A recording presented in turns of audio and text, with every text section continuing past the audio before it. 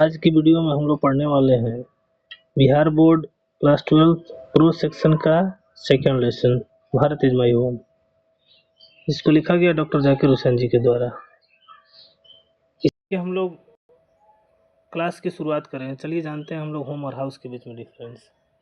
तो होम क्या होता है, हाउस क्या होता है। तो होम के बारे में कहा जाता है कि home is the place where you live और the location where you feel that you belong, while house is the permanent structure a building. सरल शब्दों में यूँ समझिए तो हम जहाँ पे रहते हैं, जहाँ हमारी परवरिश होती है, जिस घर में हमारी परवरिश होती है, हमारी इच्छाओं की पूर्ति की जाती है, उसको हम लोग होम कहते हैं। बाकी जितने सारे घर अगल बगल दिखते हैं वो सब के सब हाउस हैं। चलिए शुरू करते हैं। Doctor Zakir Hussain 1897 to 1969, born in Hyderabad. Doctor Zakir Hussain का जन्म 1897 में और मृत्यु 1969 ईस्वी में हुई थी।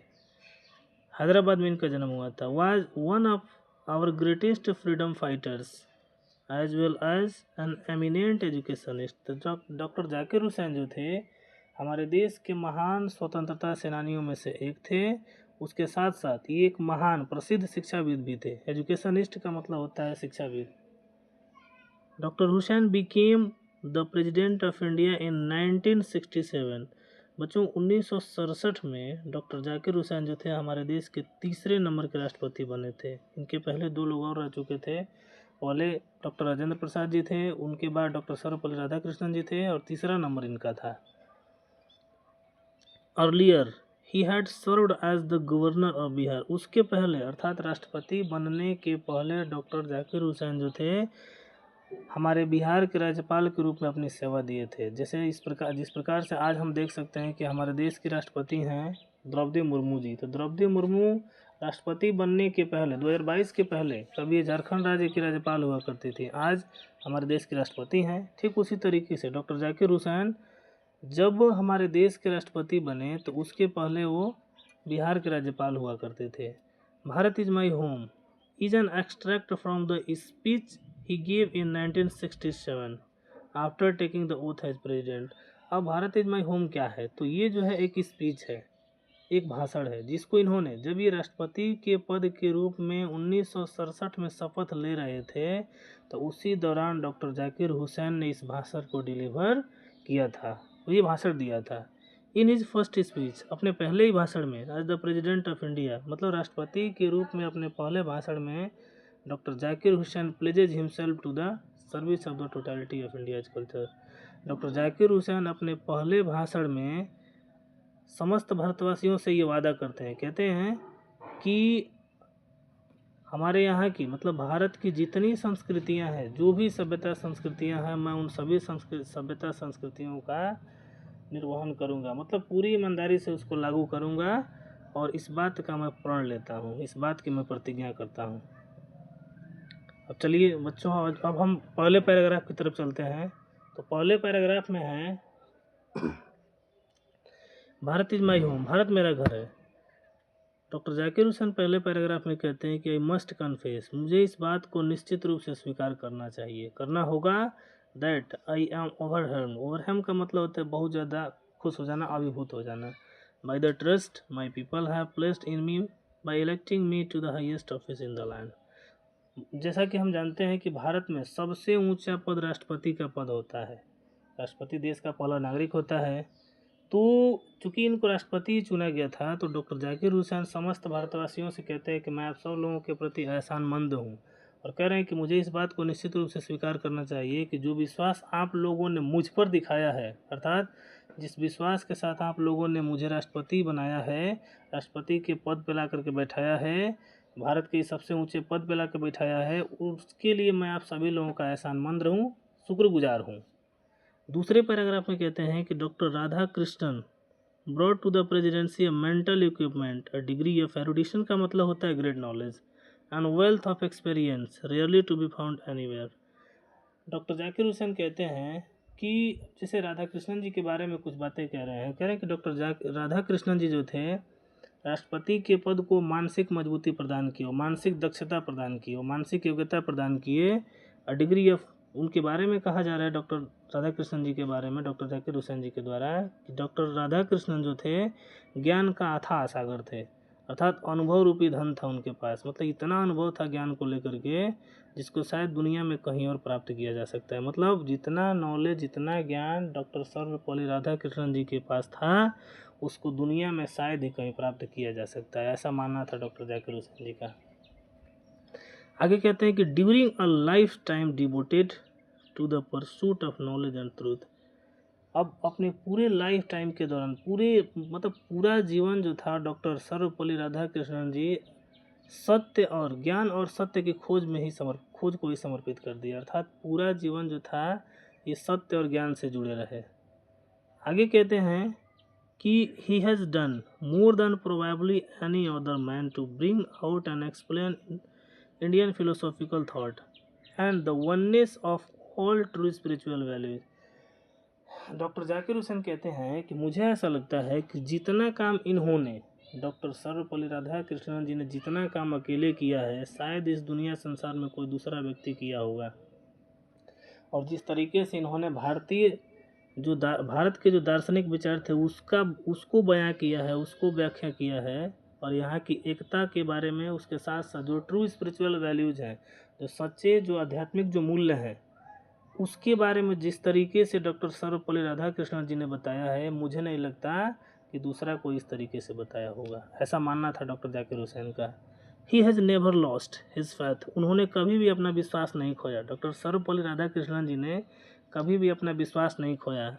इन the essential humanity of man and he himself has never ceased to champion the right of all man to live in dignity and with justice.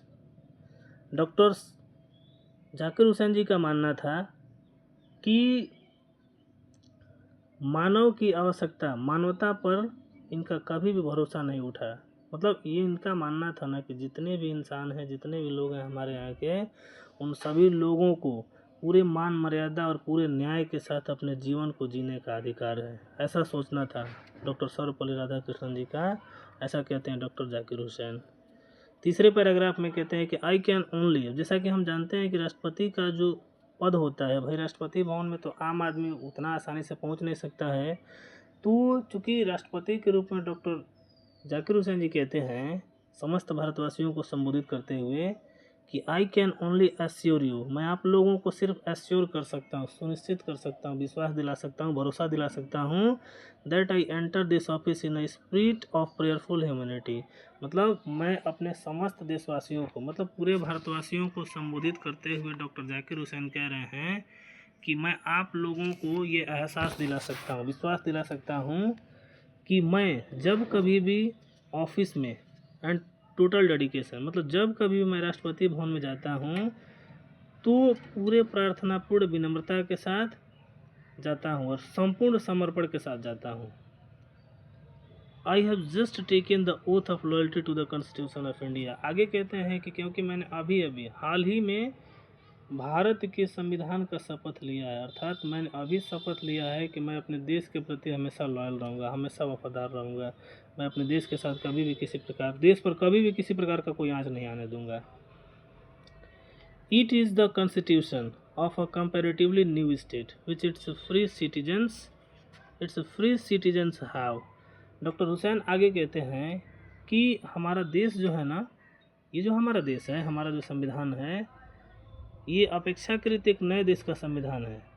मतलब जैसा हम जानते हैं कि पहले हमारे देश में कॉन्स्टिट्यूशन नहीं था, तो देश आज़ाद होने के बाद से कॉन्स्टिट्यूशन मिला, तो समस्त देशवासियों को संबोधित करते हुए कहते हैं कि ये जो हमारा संविधान है ये अपेक्षाकृत एक नए देश का संविधान है। For the first time in history, इतिहास में पहली बार, गिवन टू देमसेल्व्स, मतलब इतिहास में ऐसा पहली बार हुआ है जब हमारे यहाँ के लोगों को उनका अपना संविधान मिला हुआ है।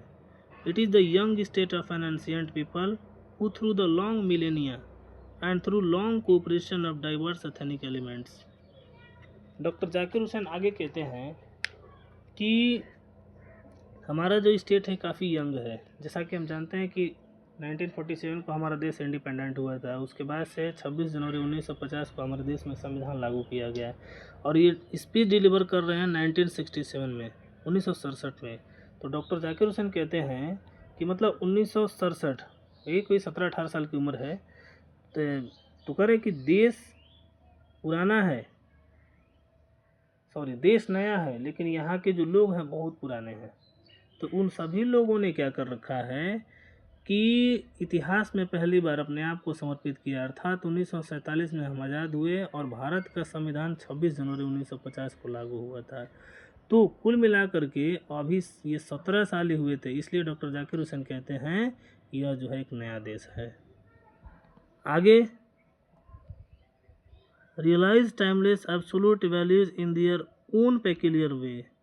उसके आगे कहते हैं कि अब पुराने लोगों का नया देश है, अर्थात लोग पुराने हैं, परंतु 1950 में हम लोग रिपब्लिक हुए, जिन्होंने जहाँ पर हजारों वर्षों के, जैसे हमारे देश के लोगों ने क्या किया इस आज़ादी को प्राप्त करने के लिए, जहाँ पर हजारों वर्षों से और अलग अलग जाति के लोगों ने जद्दोजहद किया, कोशिश किया, और इस मूल्य को अपने अपने अर्थात इन नैतिक सिद्धांतों को हम लोग प्राप्त किए। इस तरीके से इसको पाने में इस पर समय का भी प्रभाव नहीं था, और जो समय से अप्रभावित स्वतंत्र मूल्यों को प्राप्त करने के लिए हमारे देश के अलग अलग लोगों ने हजारों वर्षों तक कोशिश किया। बहुत सारी यातनाएं, समस्याएं झेलनी पड़ी थी। I pledge myself to the service of those values. आगे कहते हैं डॉक्टर हुसैन कि मैं उन सभी मूल्यों का, अर्थात जो भी नैतिक मूल्य हमारे देश के लोगों ने अर्जित किए, मैं आपसे वादा करता हूँ कि मैं उन सभी मूल्यों का पूरी सत्यनिष्ठा के साथ सेवा करूँगा। For though some concrete realisation of a value may become inadequate with the change of circumstance. हालांकि कभी कभी मूल्यों की प्राप्ति को जो साधन होते हैं न हालात बदलने के साथ न काफ़ी हो सकते हैं, परंतु ये जो वैल्यूज़ है, ये जो मूल्य हैं, अर्थात हमारे जो नैतिक मूल्य हैं, ये हमेशा हमेशा के लिए मान्य हैं, और ये हमें हमेशा जो है कह रहे हैं कि the value remains eternally valid and precious for newer and fresher realisations. ये जो हमारे जो वैल्यू हैं, जो नैतिक मूल्य हैं, ये हमेशा हमें प्रेरित करते हैं कि हम और नए और ताज़े अनुभूति की प्राप्ति करें। The past is not dead and static. Doctor Husain आगे कहते हैं कि हमारा जो पास्ट है ना, हमारा जो अतीत है, मतलब कि अतीत कभी मरता नहीं है, अर्थात हमारा अतीत ना तो मरा है और ना ही स्टैटिक है, ना ही निष्क्रिय हुआ है। It is alive and dynamic. हमारा इतिहास जो है, हमारा अतीत जो है अलाइव है, जिंदा है, जीवंत है, और स्टैटिक है यानी कि गतिशील है। And is involve in determining the quality of our present and the prospects of our future. और हमारा ये जो पास्ट है, जो अतीत है ना, ये शामिल है निर्धारित करने में, अर्थात जो हमारा अतीत है ना, वो हमारे वर्तमान की गुणवत्ता को निर्धारित करने और हमारे भविष्य में सफलता की संभावनाओं का निर्धारण करने में शामिल है। 4th नंबर पैराग्राफ में कहते हैं कि the process of its constant renewal is indeed the process of growth of national culture and national character. Doctor Zakir Hussain आगे कहते हैं 4th नंबर पैराग्राफ में कि उन मूल्यों को, जिन मूल्यों को हजारों वर्षों की कोशिश के बाद से हम लोगों ने प्राप्त किया, उनमें लगातार नवीनीकरण की जो प्रक्रिया है ना, यही प्रक्रिया राष्ट्रीय संस्कृति और राष्ट्रीय चाल चलन की भी है। It is the business of education as I see it to minister this constant renewal, and I may be forgiven the presumptions that my choice to this high office has mainly। और doctor Husain आगे कहते हैं कि जहाँ तक मैं देखता हूँ, जहाँ तक मैं समझता हूँ कि जो हमारे मूल्यों में, अर्थात संस्कृति या चाल चलन में जो भी परिवर्तन हो रहा है, वह सिर्फ और सिर्फ शिक्षा की वजह से हो रहा है। और मेरे मन में एक धारणा है, यदि यह धारणा गलत है, डॉक्टर हुसैन कहते हैं कि अगर मुझसे मेरे मन में एक धारणा है, अगर ये धारणा गलत है, तो हो सकता है कि भाई उसके लिए आप लोग मुझे क्षमा कर दें, मुझे माफ़ कर दें, क्योंकि भारत के राष्ट्रपति के रूप में मेरा जो चयन हुआ है ना, आप लोगों ने मुझे यहाँ पर चुना है। कहते हैं कि if not entirely been made on account on my long association with the education of my people. कहते हैं कि आप लोगों ने मुझे राष्ट्रपति चुना है, इसका सबसे प्रमुख कारण यही है कि मैं अपने देश के लोगों के साथ, देश के लोगों की शिक्षा के साथ लंबे समय से जुड़ा हुआ हूँ। इसी कारण मैं भारत का राष्ट्रपति हूँ, क्योंकि मेरा मानना है कि शिक्षा ही वह प्रमुख साधन है। कहते हैं कि आई मेंटेन, क्योंकि मेरा मानना है that education is a prime instrument of national purpose, क्योंकि शिक्षा ही एकमात्र ऐसा साधन है जिसका प्रयोग हम लोग राष्ट्रीय उद्देश्यों की प्राप्ति के लिए करते हैं। And that quality of education is inescapably involve in the quality of the nation. और आगे कहते हैं कि मुझे लगता है कि शिक्षा का स्तर जितना ऊंचा होगा, समाज का स्तर भी उतना ही ऊंचा उठेगा। जैसे हमारे देश के प्रधानमंत्री माननीय मोदी जी भी ये बात कहते हैं कि भाई पढ़ेगा इंडिया तो बढ़ेगा इंडिया। तो मैं आप लोगों से भी कह रहा हूँ कि आप भी पढ़िए, जहाँ भी रहिए पढ़िए, बस पढ़िए पढ़िए पढ़िए, पढ़ाई से जुड़े रहिए। 5वें नंबर पैराग्राफ में कहते हैं कलाम साहब, माफ़ कीजिएगा, डॉक्टर हुसैन साहब कहते हैं कि I therefore pledge myself to the loyalty of our past culture from where so ever it may have come and by whom so ever it may have been contributed। अगले 5वें paragraph में doctor Hussain कहते हैं कि इसलिए मैं इस बात का प्रण करता हूँ, प्रतिज्ञा करता हूँ, शपथ लेता हूँ कि हमारा जो अतीत है ना, उसको चाहे मतलब मुझे नहीं पता कहाँ से आया है, किसने लाया है, जिसने भी लाया हो, जहाँ से भी लाया हो, जिसने भी हमारी सभ्यता संस्कृति को यहाँ पर लाने में अपना योगदान दिया हो, मैं आपसे वादा करता हूँ कि मैं उन सभी मूल्यों को, उन संस्कृतियों को, उन सभ्यताओं को आगे बढ़ाने का निरंतर प्रयास करूँगा। I pledge myself to the service of the totality to my country's culture. मैं अपने देश की, मतलब मेरे देश की जो भी सभ्यता संस्कृति हैं, मैं उनके प्रति हमेशा यानी कि पूर्णता के साथ, पूरी संपूर्णता के साथ मैं उनकी सेवा करूँगा, इस बात की शपथ मैं लेता हूँ। I pledge my loyalty to my country. मैं अपने देश के प्रति मतलब मैं शपथ लेता हूँ इरिस्पेक्टिव ऑफ रिलीजन और लैंग्वेज, कि मैं शपथ लेता हूँ कि मैं अपने मतलब हमारे देश की जो संस्कृति है, धर्म और जो भाषा है, इनसे ऊपर उठ करके मैं अपने देश की सेवा करूँगा। I pledge myself to work for its strength and progress and for the welfare of its people without distinction of caste, colour और क्रीड। डॉक्टर हुसैन आगे कहते हैं कि मैं आप सब लोगों से वादा करता हूँ, मैं आपको वचन देता हूँ कि मैं हमारे देश की स्ट्रेंथ के लिए, उसको मजबूत बनाने के लिए, उसकी तरक्की के लिए और यहाँ के लोगों के कल्याण के लिए बिना किसी जाति, नस्ल, धर्म, लिंग इत्यादि का भेदभाव किए बगैर मैं अपने देश की सभ्यता संस्कृति को आगे बढ़ाने का काम करूँगा। The whole of Bharat is my home. Doctor Hussain कहते हैं कि संपूर्ण भारत मेरा घर है। And its people are my family. और यहाँ के जितने लोग हैं, अर्थात मैं इस देश के जितने नागरिक हैं, सब लोग मेरे परिवार के सदस्य हैं। The people have chosen to make me the head of this family for a certain time.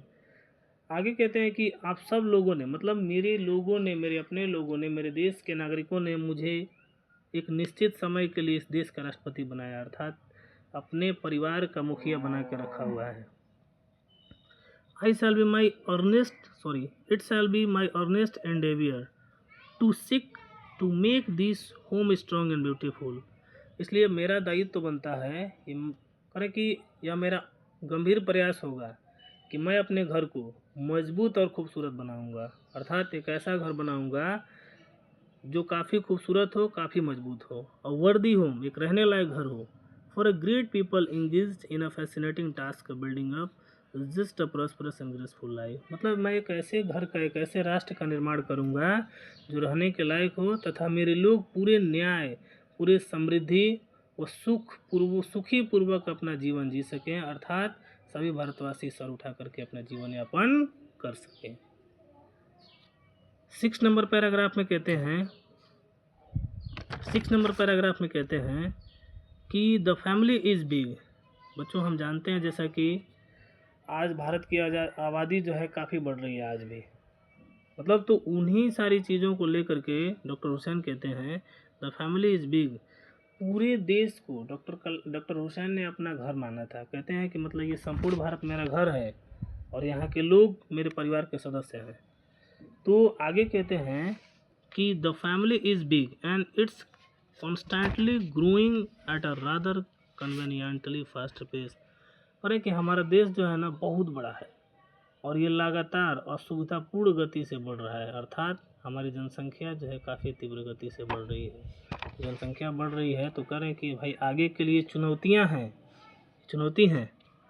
We shall each one of us have to participate unsparingly in building its new life। इसलिए कहते हैं कि हम में से जितने लोग हैं, समस्त भारतवासी, अर्थात हम में से हर एक व्यक्ति को अचूक रूप से अपनी जिम्मेदारियों को निभाना होगा, मतलब योगदान देना होगा इसके न्यू लाइफ के लिए, अर्थात इसके नए, मतलब इस हमारे देश के नए भारत के निर्माण के लिए।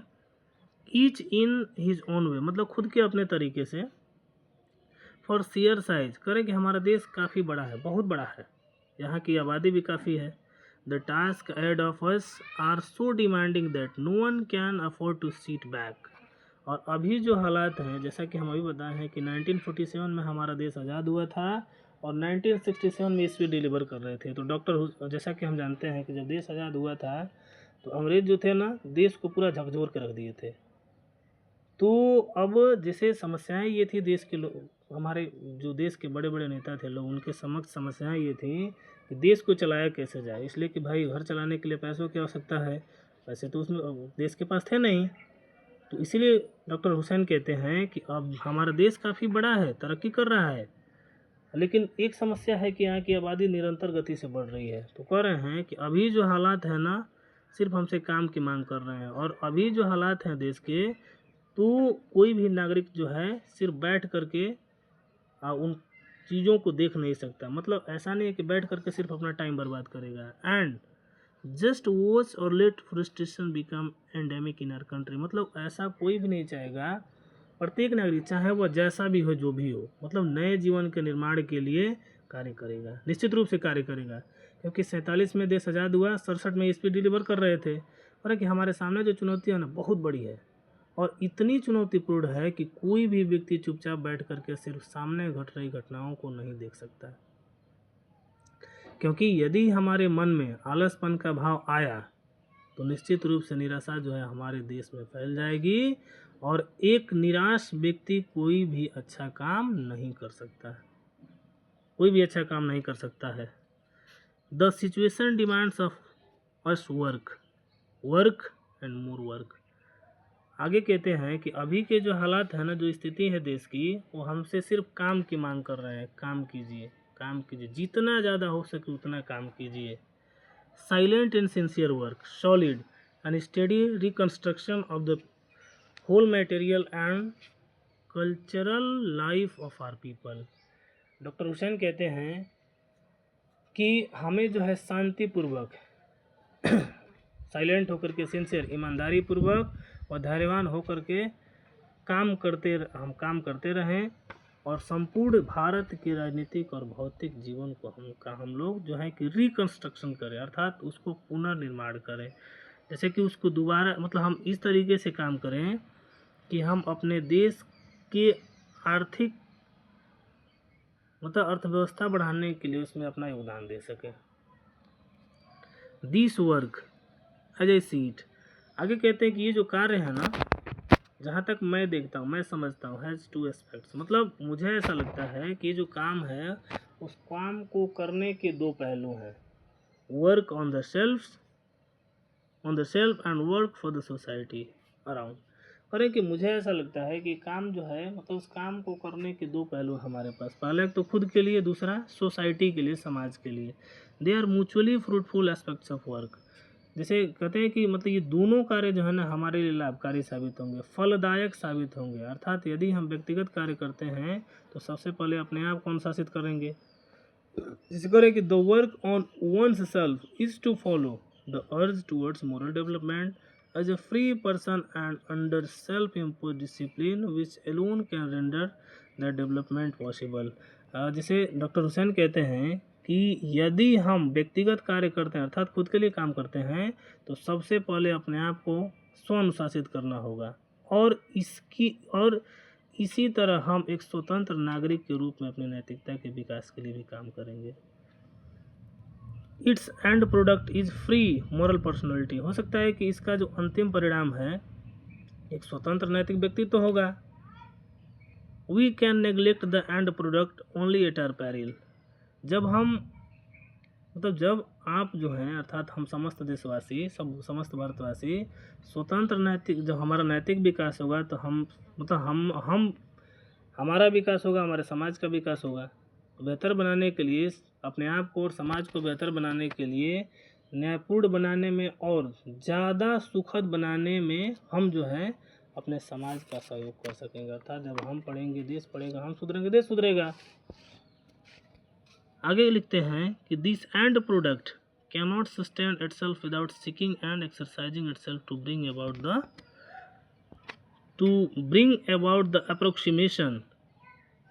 approximation of the society to which it is privileged to serve to a better, a juster and a more graceful way of life। पर आगे कहते हैं कि एक व्यक्ति का संपूर्ण विकास तब तक नहीं हो सकता जब तक समाज का सामूहिक रूप से विकास न हो जाए। अर्थात एक व्यक्ति तब तक संपूर्णता की प्राप्ति नहीं कर सकता जब तक उसके समाज के सभी लोग संपूर्णता की प्राप्ति न कर लें।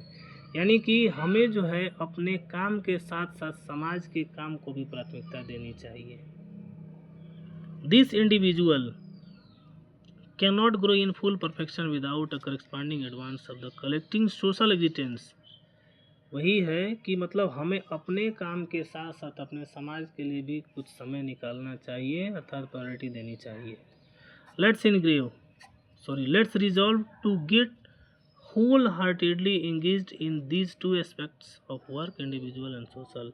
कहते हैं कि आइए निश्चित कर लें कि अपने आप को पूरे दिल से अर्थात तन मन व धन से इन कार्यों के प्रति समर्पित कर देंगे। सोशल एंड इंडिविजुअल मतलब हम खुद के लिए काम करेंगे और अपने देश के लिए काम करेंगे, समाज के लिए काम करेंगे। तो आइए हम जो है आज ये निश्चय कर लें कि हम काम करेंगे, बस ऐसे चुपचाप बैठ करके तमाशा नहीं देख सकते। 8 नंबर पैराग्राफ में कहते हैं कि this dual effort will give to the life of our state a special flavour. क्योंकि ये जो समाज का दोहरा प्रयास है ना, समाज को एक विशेष प्रकार की पहचान देगा। For the state to us will not be just an organisation of power but a moral organisation. क्योंकि यह जो स्टेट है ना, ये जो देश है, यानी कि हमारा जो देश है ना, वह सिर्फ एक शक्ति का केंद्र नहीं होगा बल्कि नैतिकता का केंद्र होगा। अर्थात क्या सही है क्या गलत है इसकी जानकारी हमें हो जाएगी, हमें प्राप्त हो जाएगी। यह सत्ता का केंद्र नहीं होगा। It is a part of national temperament and inheritance from the great leader of our revolution movement Mahatma Gandhi. Mahatma Gandhi से आप लोग परिचित होंगे, उनको आज भी राष्ट्रपिता के नाम से जाना जाता है। तो कहते हैं कि यह सत्ता का केंद्र नहीं होगा और नहीं हमारा स्वभाव भी है कि यह चीज़ हमें अपने देश के महान मुक्ति आंदोलन के नेता महात्मा गांधी से विरासत में मिला है। गांधी जी का कहना था कि that power should be used only for moral purposes, कि शक्ति जो ताकत है ना उसका सही इस्तेमाल जो है सिर्फ और सिर्फ नैतिक उद्देश्यों की प्राप्ति के लिए की जानी चाहिए, न कि किसी को नीचा दिखाने के लिए। The pace of the strong is what we shall dedicate our self to work for. और जो मजबूत लोग हैं ना, उनकी शांति पता है क्या है कि वे लोग किसी भी कार्य में अपने आप को समर्पित करते हैं। अर्थात देश कैसे मतलब देश के निर्माण में वे अपना सहयोग करते हैं। लास्ट का पैराग्राफ है, आखिरी के पैराग्राफ में डॉक्टर हुसैन कहते हैं कि I have full faith in my people that they will bring fourth the energy requisite for the satisfactory performance of this dual task. Doctor Husain आगे कहते हैं ना कि मुझे अपने देशवासियों पर पूरा भरोसा है, पूरा विश्वास है। ये जो दोहरा कार्य है ना, जो दो प्रकार का कार्य है, एक इंडिविजुअल है एक सोशल है, तो इसे करने के लिए जितनी ऊर्जा की आवश्यकता होगी, डॉक्टर हुसैन कहते हैं कि मतलब हमारे देश के जो लोग हैं ना, संतोषजनक प्रदर्शन यानी कि शानदार ढंग से इन कार्यों के क्रियान्वयन को करने का प्रयास करेंगे। मतलब जितनी ऊर्जा हो सके उतनी ऊर्जा लगाएंगे, लेकिन हमारे देश के लोग जो हैं दो प्रकार के कार्यों को करेंगे। It shall be my privilege to contribute my share to this enchanting enterprise. और कि ये मेरा भी सौभाग्य होगा, मेरा भी प्रिविलेज होगा। डॉक्टर हुसैन कहते हैं कि यह मेरा सौभाग्य होगा कि भारत के राष्ट्रपति के रूप में मैं भी इस मनमोहक कार्य, मनमोहक का मतलब है नया, सुखद, समृद्ध और शानदार जीवन निर्माण के लिए जो भी कार्य, तो जो कार्य दो प्रकार के हैं उनको तो कह रहे कि राष्ट्रपति के रूप में इन नैतिक मूल्यों को आगे बढ़ाना, यहाँ की संस्कृति को आगे बढ़ाना मेरा नैतिक कर्तव्य होगा और ये मेरा सौभाग्य होगा कि मैं अपने देश के लिए कुछ कर सकूं। इस प्रकार से हमारा दूसरा लेसन खत्म हो गया। ओके, जय हिंद।